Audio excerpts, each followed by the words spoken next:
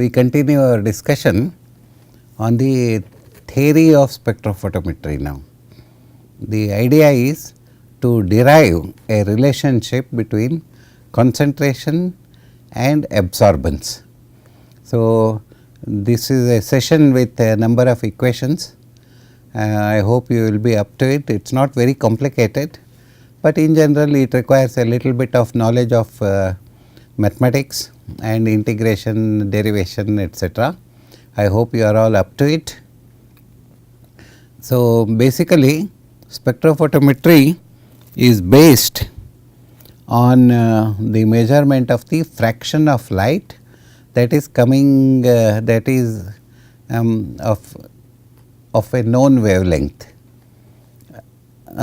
It should be part of it should be absorbed, because whenever there is an absorption of light, the electrons can get excited to next higher energy level.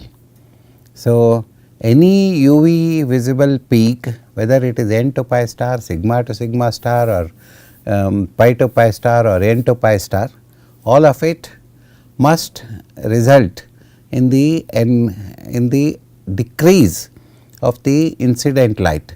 That is, if I take a known amount of energy, make it incident on the sample, the energy coming out after passing through the sample should be less.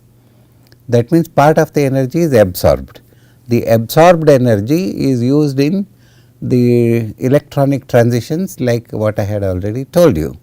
So, the spectrophotometry basically involves the measurement of transmitted light and incident light and the difference between the two.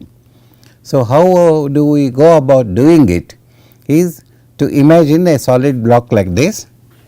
Assume that this whole block is representing a chemical with a definite width and length. Okay. So, here I have PMO and PM, and this is S.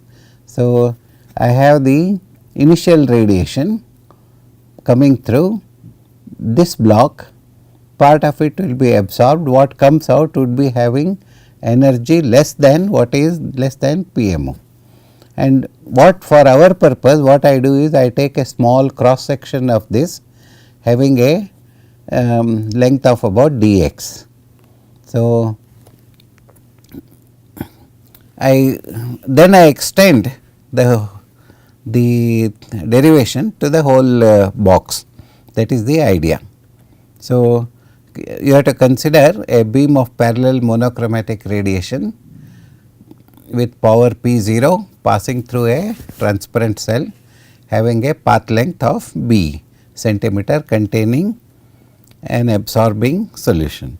So, this box contains an absorbing solution. The path length is 0 to B, that is B, and this is the initial radiation. This is the initial radiation. So, the same thing I have written in the word format. So, a small cross section of the block having an area ds and thickness dx, area is thickness ds and thickness is dx.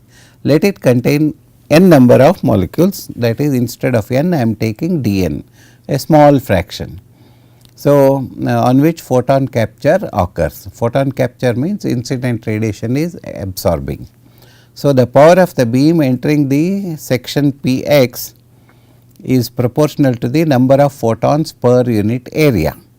More photons, more absorption. So, let dPx represent the radiant power absorbed within the section what we are considering. Okay. So, the fraction absorbed would be minus dPx by dx.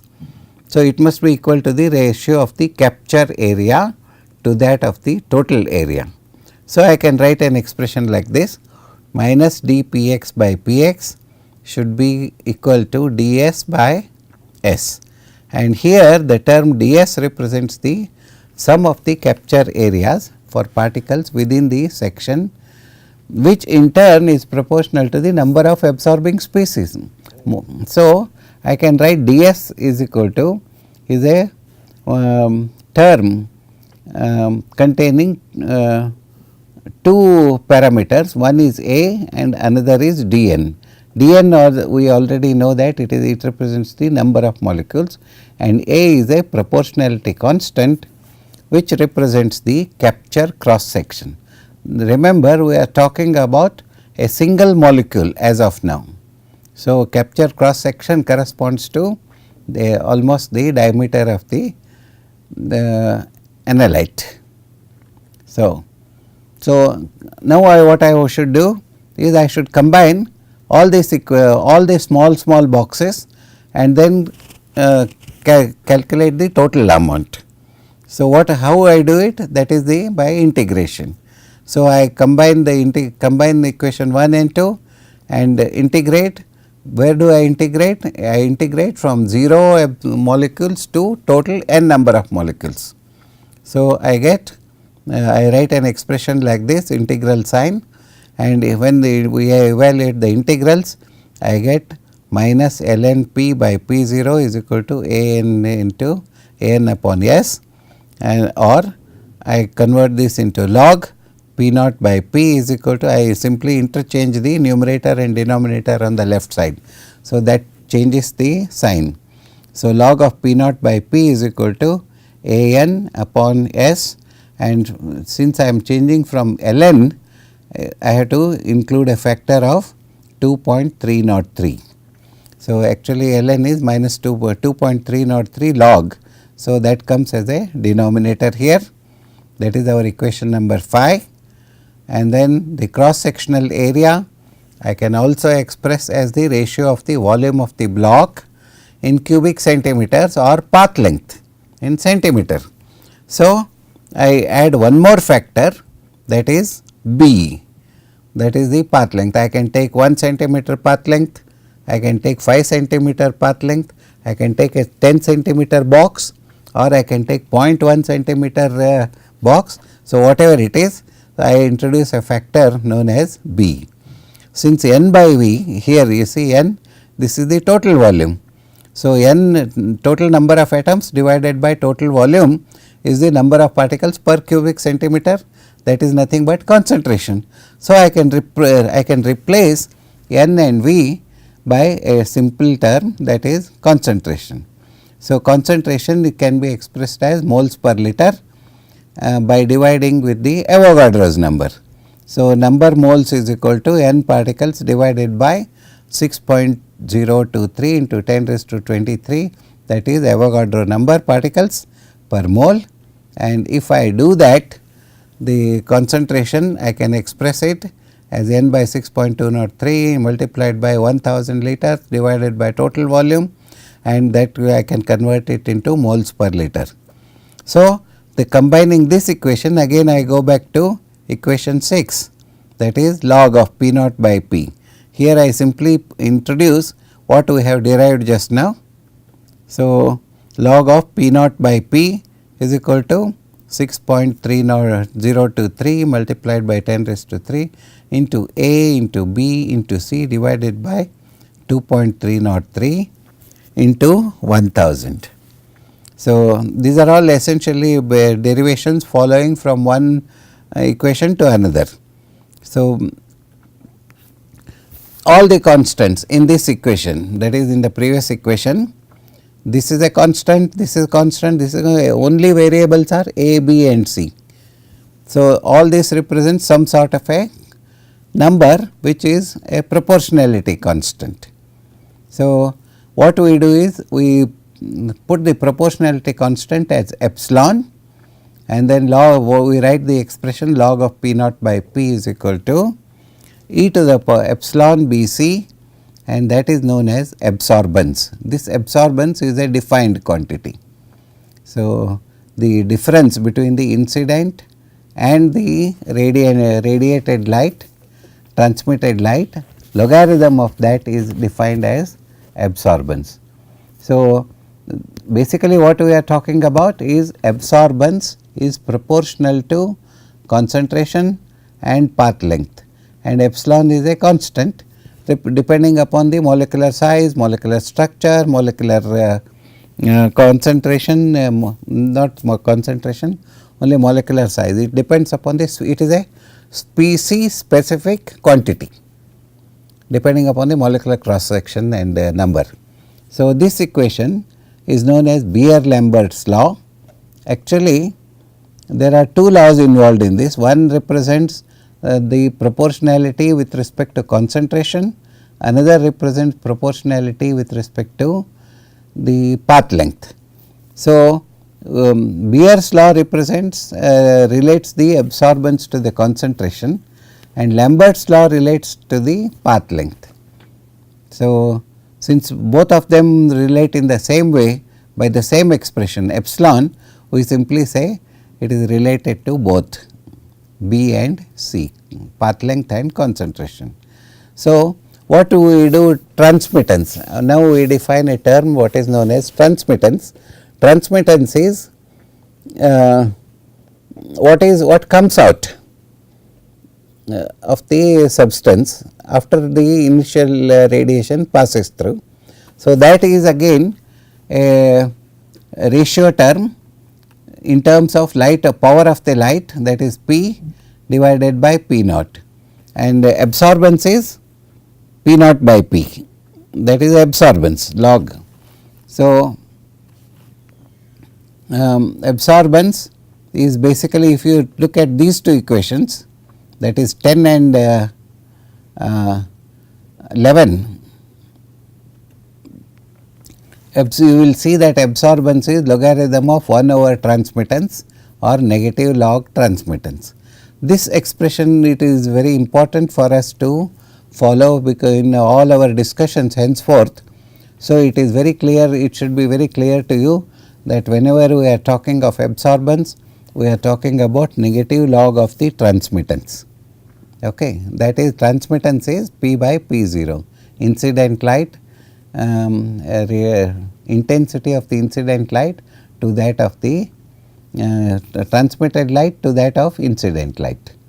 So, the proportionality constant in this equation is called the molar absorptivity if we express the concentration in terms of molar concentration, and B has to be in centimeters. So, molar absorptivity has units of liters per mole per centimeter, that is how we write it. So, this is also an important parameter with respect to every absorbing species, understood. So, what happens if I plot this, go back, I measure a quantity what is known as absorbance, and I measure a quantity what is known as path length. I measure a quantity what is known as path length, that is size of the cell, and I measure a quantity what is known as concentration. So, because it is a proportionality constant, I must always get a straight line if I plot A versus log of P naught by P. So, this is, but if I plot A versus P naught by P alone instead of logarithm term, I get a different curve. So, that is what I am trying to show you here. A plot of absorbance versus concentration, log of P naught by P, log term gives you a straight line with a slope epsilon, with a slope of epsilon B, and we are drawing concentration. If B is 1 centimeter, the slope should correspond to only A, that is molar absorptivity. And if I plot percent transmittance, because transmittance is basically P naught by P or P by P naught, whichever way you look at it. Transmittance, if it is not absorbing anything, transmittance should be 100%, right. If it is absorbing all of it, transmittance should be 0. So, if the transmittance is 0, absorbance should be maximum, and if the transmittance is maximum, absorbance should be 0. So, these two figures you should always try to remember, and A plot of transmittance versus concentration will give you a curve like this. On the left side what I have drawn, and the if you plot absorbance versus concentration, it has to be like this. I can even devise a scale something like this: transmittance 100, 90, 80, 60, etc., 0 to 100. But absorbance, transmittance 100% should correspond to absorbance of 0. But absorbance is in the log scale. So, same 0 to 100% should represent 0 to 2. Why 2? Why it should be 2? Because the absorbance can be only 100% and logarithm of 100 is 2.00 or something. So, the scale defines itself. If I talk about 0% transmittance and 100% transmittance, then the absorbance scale is automatically defines itself with a range of 0 to 2. So, these are the different types of curves what we get, and the sensitivity of a method, spectrophotometric method, is dictated by the magnitude of the molar absorptivity. This I have already explained to you earlier. If the molar absorptivity is high, the color is very high and very small quantities can be determined with a required degree of certainty. So, knowledge of molar absorptivity is very useful to estimate the minimum molar concentration of the analyte. So, analyte, what do we mean by analyte?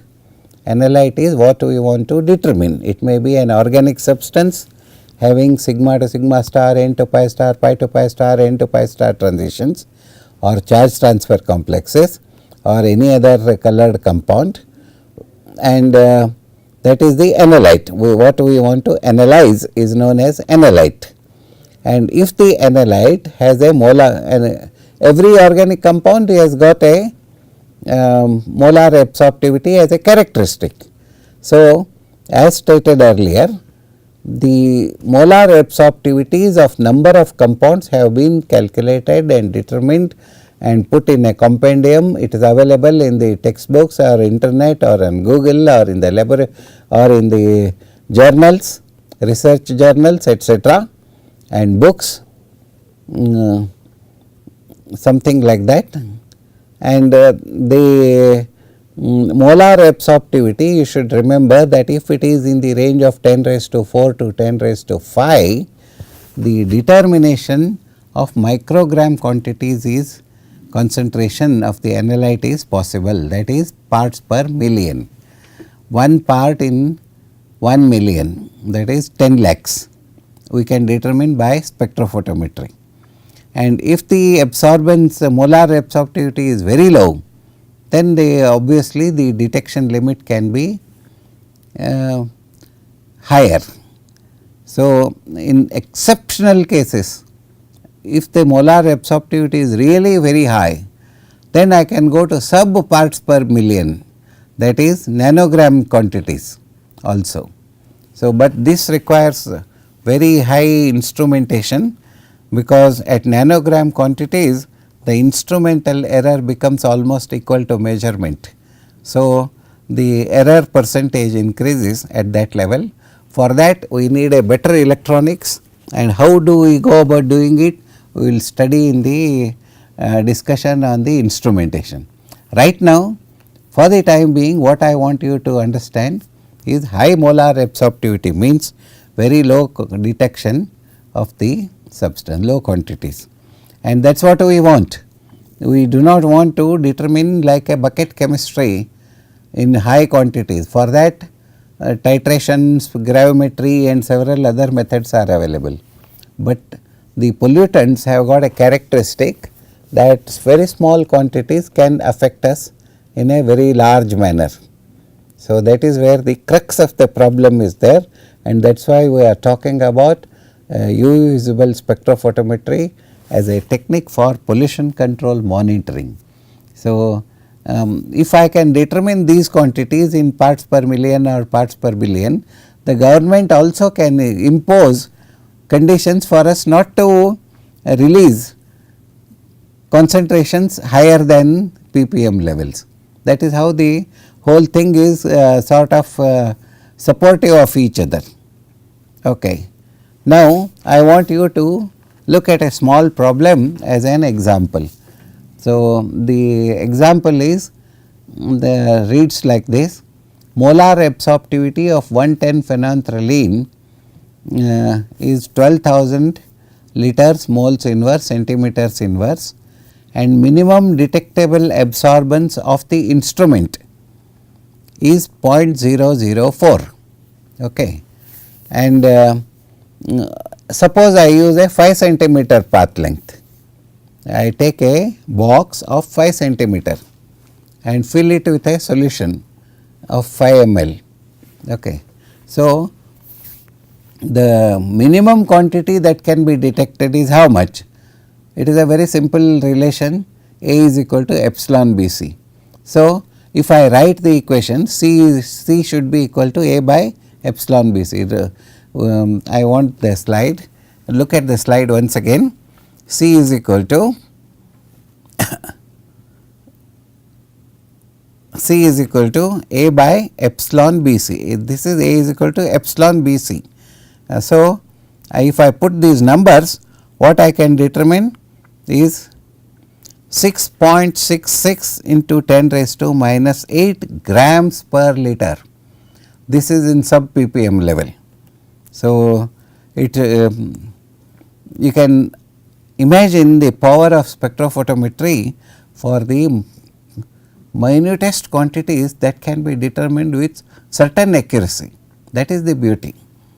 So, now that was only an example what I wanted to talk to you. Now, look at it this way.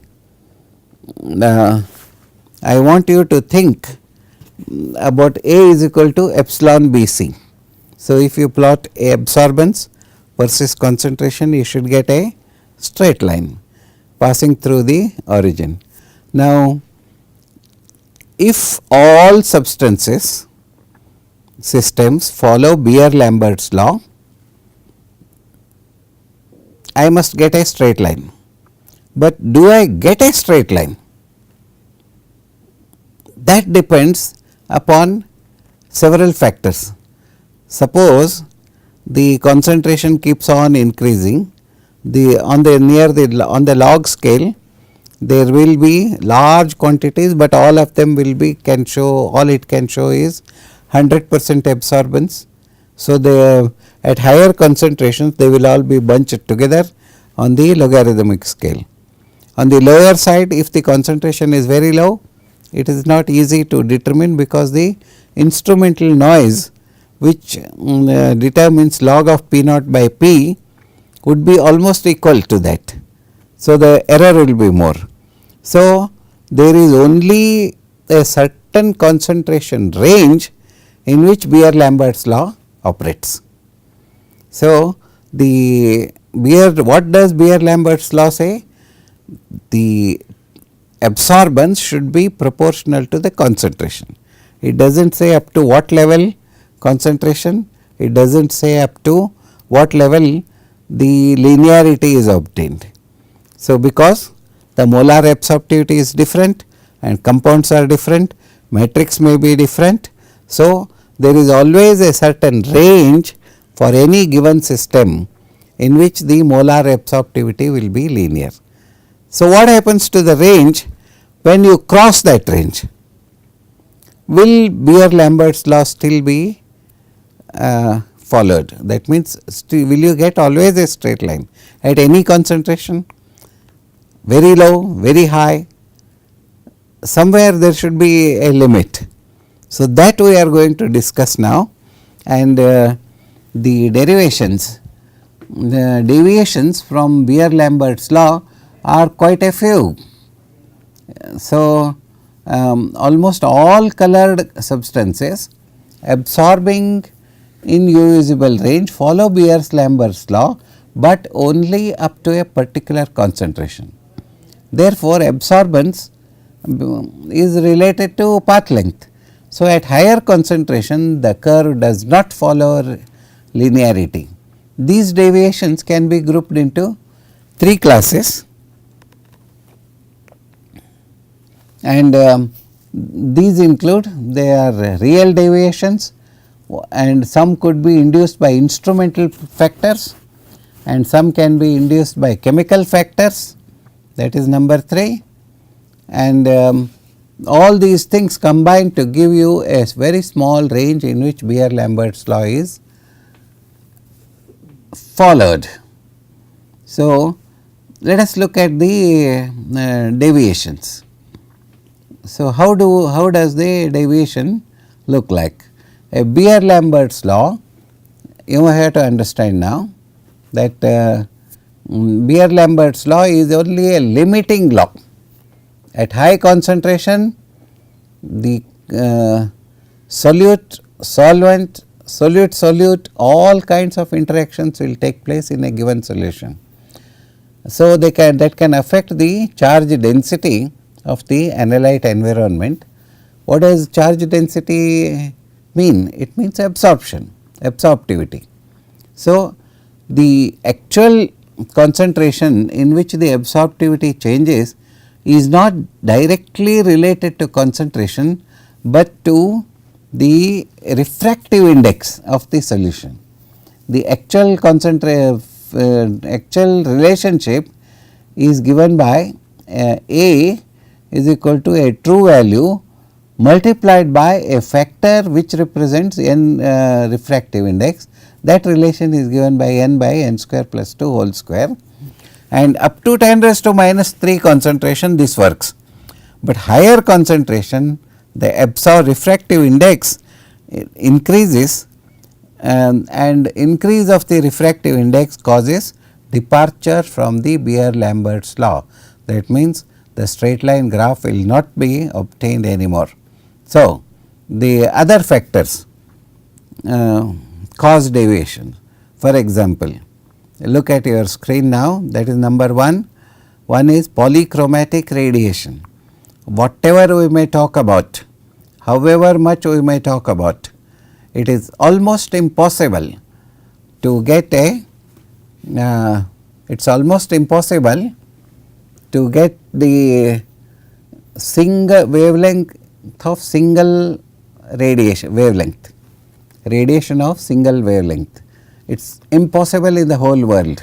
So, what I actually get when I take a radiation from a lamp, I get a bunch of radiations which is called polychromatic, but not the monochromatic. For Beer-Lamberts law, I need a monochromatic radiation, but that is not possible.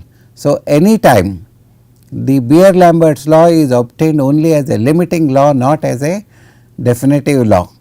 So, the more monochromatic radiation it is, or the less polychromatic light it is, the better will be the Beer-Lamberts law that will be followed. That means, I must try to get single wavelength plus associated wavelength. Percentage of associated wavelength should be very less, otherwise it is not possible to get. That is why I cannot use a tube light, or I cannot use a tungsten light, or all the light that comes, because it is a polychromatic wavelength. The radiation coming out will have number of wavelengths associated and coming out as a group. So, I need in all spectrophotometers, I need a device which can separate out all other wavelengths except the one which I need to use for my system.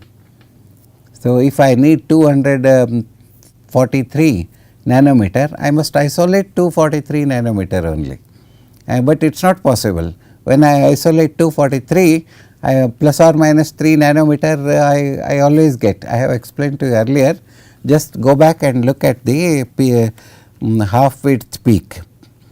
Okay. Then now second is stray radiation. So, you cannot on the whole get a radiation in a box which is completely dark.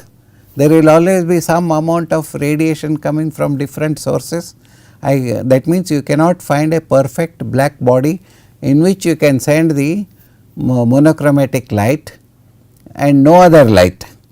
So, there is always a, you see, whatever is the amount of technique you try to seal a box in which to send the monochromatic light, you will always fail. There is certain amount of extraneous radiation, not from the lamp, but from the surroundings, you will always get.